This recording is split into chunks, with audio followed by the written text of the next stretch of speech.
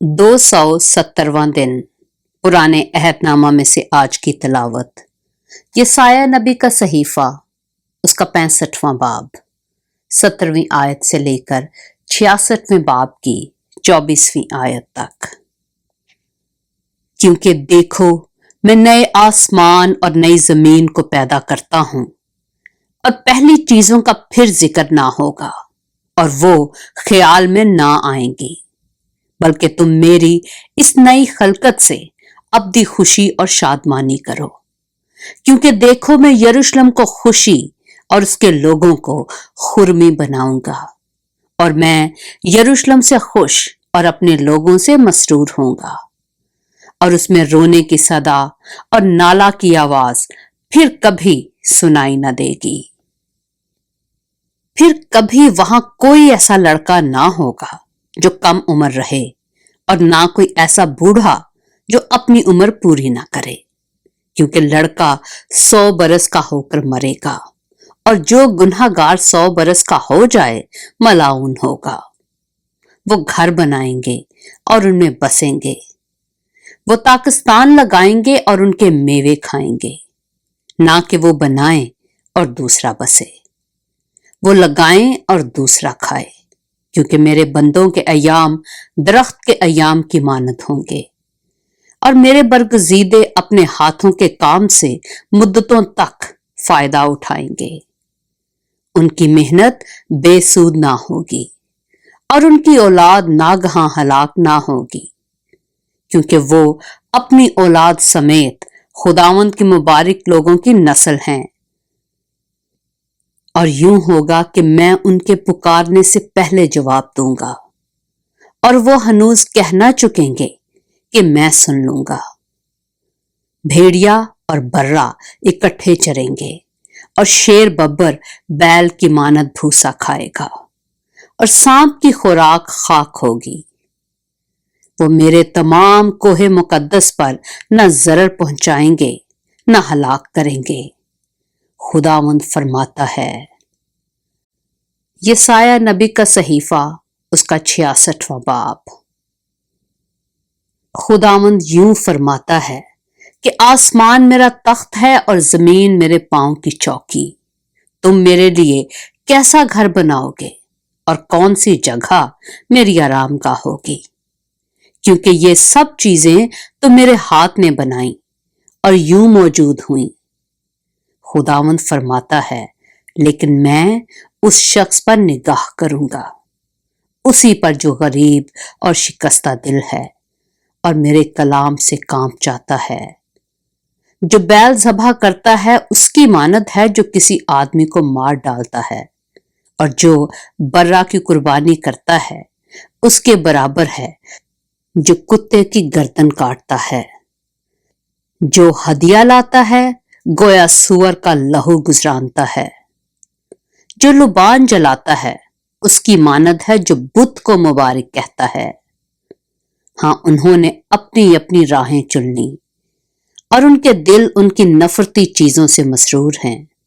मैं भी उनके लिए आफतों को चुन लूंगा और जिन बातों से वो डरते हैं उन पर लाऊंगा, क्योंकि जब मैंने पुकारा तो किसी ने जवाब ना दिया, जब मैंने कलाम किया तो उन्होंने ना सुना, बल्कि उन्होंने वही किया जो मेरी नजर में बुरा था और वो चीज पसंद की जिससे मैं खुश ना था।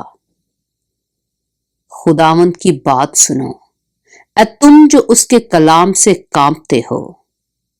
तुम्हारे भाई जो तुमसे कीना रखते हैं और मेरे नाम की खातिर तुमको खारिज कर देते हैं, कहते हैं खुदावंद की तमजीद करो, ताकि हम तुम्हारी खुशी को देखें, लेकिन वही शर्मिंदा होंगे। शहर से हजूम का शोर, हैकल की तरफ से एक निदा, खुदावंद की आवाज है जो अपने दुश्मनों को बदला देता है। पेशतर इससे कि उसे दर्द लगे उसने जन्म दिया, और इससे पहले कि उसको दर्द हो उससे बेटा पैदा हुआ। ऐसी बात किसने सुनी, ऐसी चीजें किसने देखी? क्या एक दिन में कोई मुल्क पैदा हो सकता है या यकबारगी एक कौम पैदा हो जाएगी, क्योंकि सैयून को दर्द लगे ही थे कि उसकी औलाद पैदा हो गई। खुदावंद फरमाता है, क्या मैं उसे विलादत के वक्त तक लाऊं और फिर उससे विलादत ना कराऊं? तेरा खुदा फरमाता है, क्या मैं जो विलादत तक लाता हूं विलादत से बाज रखूं? तुम यरूशलेम के साथ खुशी मनाओ और उसके सबब से शादमान हो। उसके सब दोस्तों जो उसके लिए मातम करते थे उसके साथ निहायत शादमान हो, ताकि तुम दूध पियो और उसके तसल्ली के पिस्तानों से सैर हो, ताकि तुम नचोड़ो और उसकी शौकत की फरावानी से हज उठाओ। क्योंकि खुदावंद यूं फरमाता है कि देख मैं सलामती नहर की मानद और कौमों की दौलत सिलाब की तरह उसके पास रवां करूंगा। तब तुम दूध पियोगे और बगल में उठाए जाओगे और घुटनों पर कुदाए जाओगे। जिस तरह मां अपने बेटे को दिलासा देती है, उसी तरह मैं तुमको दिलासा दूंगा।